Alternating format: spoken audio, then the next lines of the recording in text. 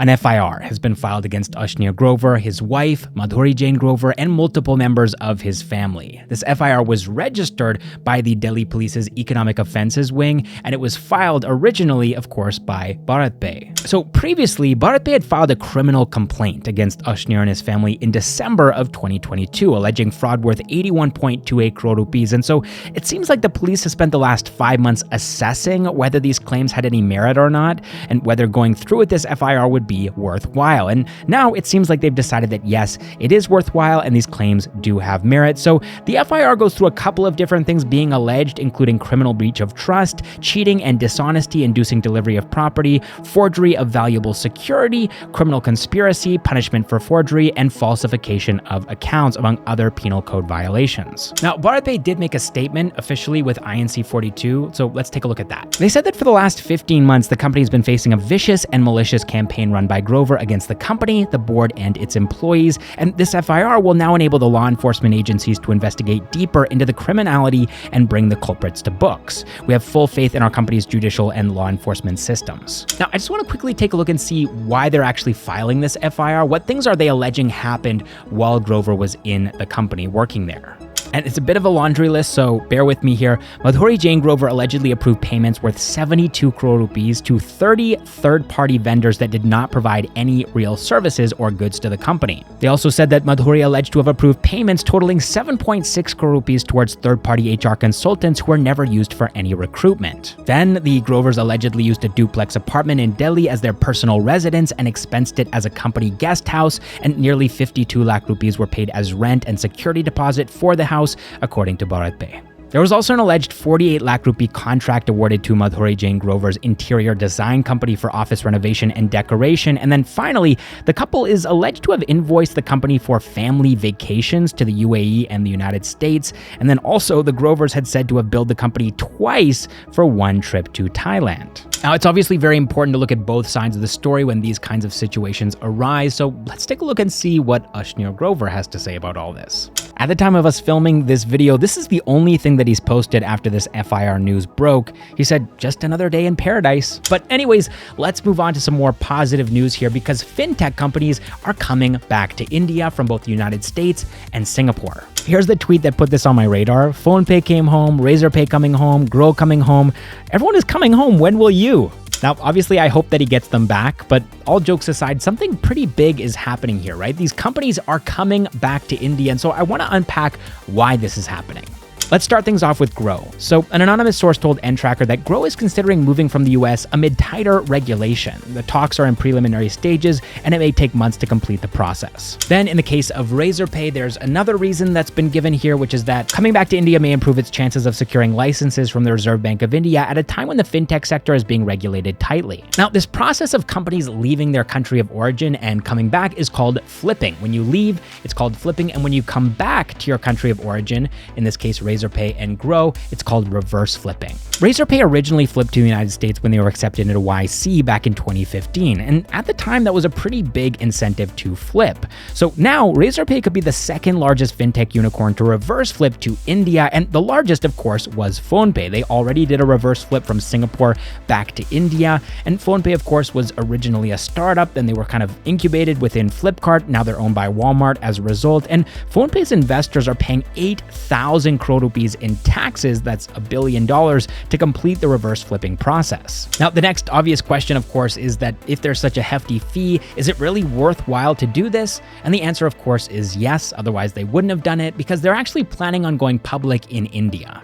But why? See, UPI is still very much an Indian thing. People outside of India don't really know that much about it, and PhonePe is still very much reliant upon UPI for their business. So if they went public in Singapore or the United States, then they would get a much more lukewarm response than if they went public in India, which is what they're planning on doing. All right, now I have a couple of quick news items that I want to put in front of you guys. Sorry, we don't have time to talk about all of them in detail, but let's dive right in here. First of all, Paytm generated revenue in FY23 worth $1 billion. Now, they are still still a loss-making company, but they're planning on changing that going forward with their lending business, which is the primary revenue driver here, but also with international payments through UPI International, the same way that PhonePe has already done in their app. Now, speaking of UPI, the parent organization here, NPCI, is profitable. They posted a profit of 773 crore rupees in FY22. Now, next up, a quick update on Blinkit. We can see finally the fallout of their new payment structure. 50% of their driver partners quit. They also shut down a number of dark stores in the NCR region and are also doing 30% fewer orders in that region too. All right, next up, the government of India is going to be releasing over 500 crore rupees in FAME 2 subsidies to Ola Electric, Ather, TVS, and Hero after they agreed to reimburse their customers for extra charges for things like charging units, which they were selling separately. Then another company, Truecaller, which is apparently a Swedish company, I always assumed it was Indian, they have over 250 million users in India now. That is a massive milestone. It's more than a sixth of the population of India. And then lastly, the news about the massive lithium reserve that was discovered in Rajasthan, well, apparently that's actually fake news. So the Geological Survey of India said that the reports were baseless. And so I think that Jammu and Kashmir is now the only major reserve of lithium in India officially. All right, now let's dive a little bit into the funding news that happened this week. $73 million were raised across India's entire startup ecosystem, which is a pretty major decline from last week. We can see that in context here week after week throughout this entire financial year. And let's take a quick look at who raised these funds. So there's this logistics startup, Rippler. They're leading the charge here. They raised $40 million to continue building a digital-first distribution platform. And you can see here that their focus is on FMCG, e-commerce, perishables, dairy, meat, and seafood, white goods, like for example, refrigerators and laundry machines, and B2B and B2C retailers. I also want to highlight Race Energy here. They raised $3 million. They're in the battery swapping space, so make sure to do it safely, guys, not like Battery Smart, which is having battery swapping fires. Then there's also Meet7. These guys raised $300,000. It's a dating app, but very different from a Tinder or a Bumble, which are more swipe-centric. This app's goal is to foster real connection, so they have this AI-powered verification tool with facial recognition, and they also have a speed dating feature which allows you to do video calls with potential dates. Then we also have Slick. They raised $1.6 million. Their tagline is Slay All Day, so you know that it's a Gen Z oriented platform, and it's kind of a shameless gas app clone. Basically, it's this anonymous compliments based app that generates polls about your friends, like who's always late but worth the wait, and then you got to choose between one of your 4 friends who fits this description the best.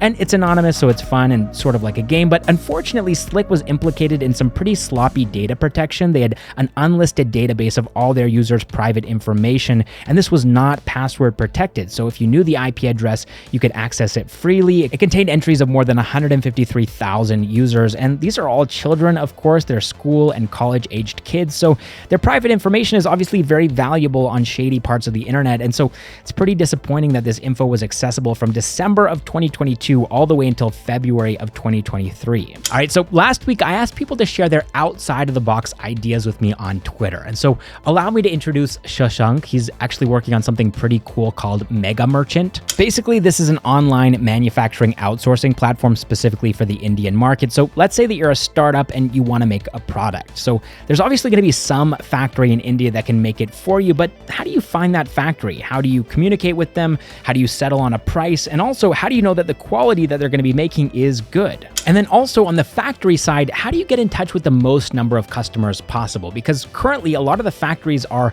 offline and they don't have pan-India access to customers. They're mainly geographically isolated to the customers in their local area. So this would be solving problems for them too. So Mega Merchant is aiming on opening this whole space up and making it easy to manufacture in India. And I love the way that Shashank put it. He said that we're not making something out of the box, we're making the box bigger, creating grounds for further innovation. So I'll be putting a link to Shashank's tweet in the description down below in case you want to get in touch with him, or in case you want to reply to his tweet, maybe offer some suggestions or advice. And also, while you're over there on Twitter, you can let me know what you're working on, the ideas that are going through your head, or if you've got a startup already, what you guys are building. I'd love to just hear what the Backstage with Millionaires audience is working on. All right, thank you guys so much for watching this video, and I will see you in the next one.